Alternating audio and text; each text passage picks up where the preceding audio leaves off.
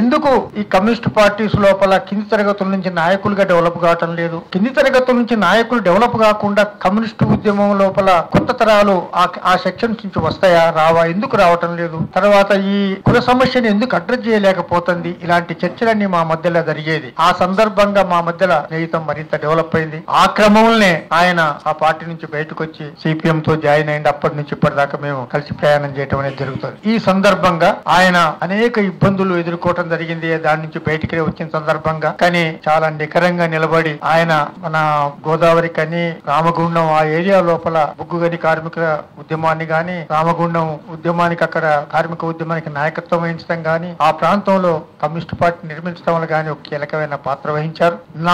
నేను గమనించినంత వరకు, నాకు తెలిసినంత వరకు నక్సలైట్ మూవ్మెంట్ లో కొత్త మూవ్మెంట్ ఏమన్నా సృష్టించబడిందంటే ఈ తెలుగు రాష్ట్రాల లోపల నాకు 3 చోట్లనే నాకు కనపడుతుంటది. ఒకటి రామగుండం గోదావరి కని, అది భిక్షమయ్య నాయకత్వాన, ఇంకొకటి కొత్తగూడెంలో జయరాజు నాయకత్వాన, ఇంకొకటి పోటు ప్రసాద్ నాయకత్వాన విజయనగరంలో. ఈ 3 ప్రాంతాల దెబ్బ నాకు కొత్త మూవ్మెంట్, కమ్యూనిస్టు ఉద్యమానికి కొత్తగా యాడ్ అయిన మూవ్మెంట్ ఏదన్నా ఉంటే ఆ ప్రాంతాలనే కనపడుతుంది. ఆ విధంగా కమ్యూనిస్టు ఉద్యమాన్ని మరింత బలవత్తరం చేయటం లోపల భిక్షమయ్య గారు చాలా కీలకమైన పాత్ర వహించారు. చాలా పెద్ద ఆశతోని ఈ రాష్ట్రం లోపల, తెలంగాణ లోపల అభ్యుదయ శక్తులన్నింటిని ఐక్యపరచాలి. ఒక కమ్యూనిస్టులో, ఒక అంబేద్కరిస్టులో ఈ దేశం లోపల గాని, ఈ రాష్ట్రం లోపల గాని సాధించగలిగే చాలా తక్కువ ఉంటది. ఈ 2 శక్తులు కలిస్తేనే, 2 అభ్యుదయ శక్తులు ఇవాళ సమాజం లోపల కీలకంగా ఉన్నాయి. ఈ 2 ప్రధాన శక్తులు కనుక గెలవగలిగితే ఈ అభివృద్ధి నిరోధకుల్ని, ఈ దోపిడీదారులని, వారి పాలనల్ని అంతం చేయొచ్చు. అదే ఆల్టర్నేటివ్ అవుద్ది, ఇయ్యాల కాకపోయినా రేపు అయినా అని అనుకునే ఆ ఉద్యమాన్ని స్టార్ట్ చేశాం. ఇప్పటికైనా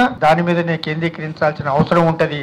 అది తప్ప మార్గం. ఈ కోణాన్ని అంతా అర్థం చేసుకున్న వాడు భిక్షమయ్య గారు. దీనికి అనుకూలంగానే ఆయన సాహిత్యం గాని, ఆయన చేసే కృషి గాని, ఆయన రోజువారీగా ఆలోచించేది దీని చుట్టే తిరుగుద్ది. ఆయన ఆ ఉద్దేశంతోనే ఈ సాహిత్యాన్ని సృష్టించాడు. ఆ బాట లోపలనే అనేక మందిని నడిపించడానికి ప్రయత్నం చేస్తున్నాడు. భవిష్యత్తులో కూడా ఆ కృషిని కొనసాగిస్తాడని ఆశిస్తూ, ఆ విధంగా కొనసాగించాలని కోరుతూ నాకు ఈ అవకాశం ఇచ్చిన మీకు ధన్యవాదాలు.